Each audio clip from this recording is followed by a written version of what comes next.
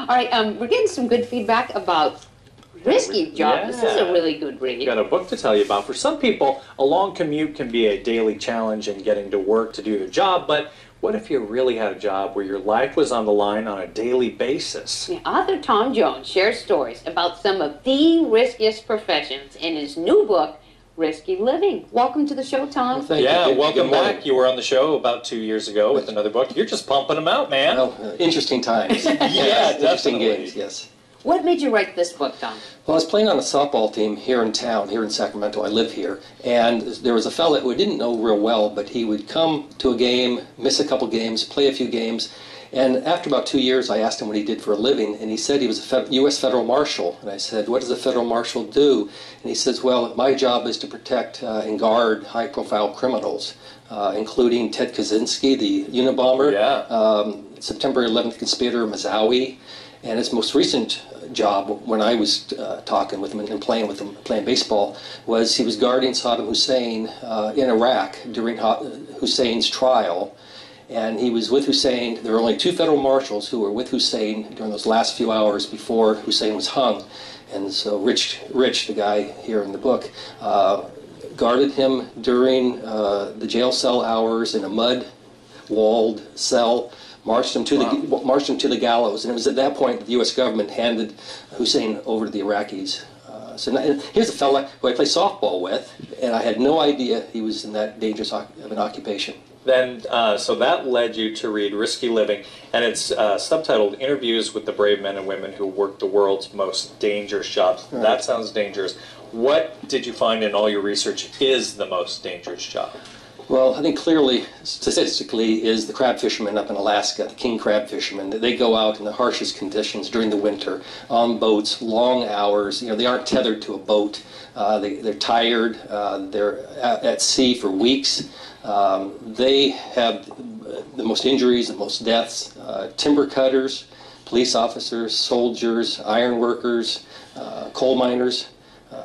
They're risky, hairy jobs. And I think some of these professions probably call as someone who has that extra adrenaline. Did you find, they all seem like very interesting people, but anyone stand out to you? I thought Katie Jones, the stunt woman, had a great attitude on life, but who kind of really resonated with you? Yeah, Katie she's 6'2", the tallest stunt woman, Hollywood stunt woman, and often, because she doesn't dub for a lot of starlets who are 6'2", she's in there for men, she's in a lot of fights, jumps off buildings, is put on fire.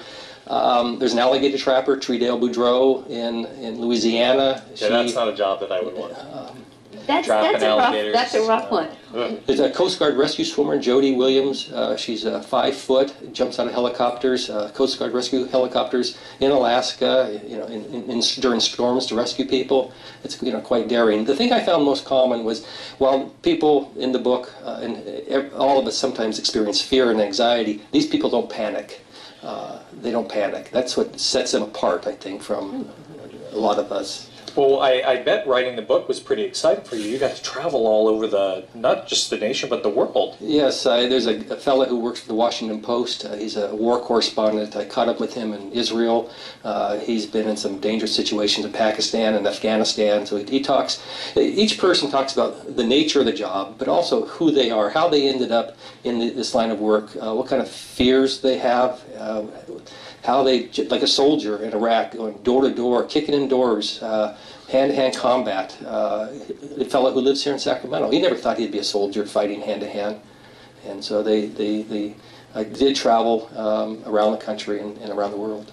Did you find, you mentioned most of the folks don't panic. Any other personality traits that you find unique across the board with people that have a really risky job? Well, there seem to be 3 categories. Some who do it for duty, like a firefighter, a soldier.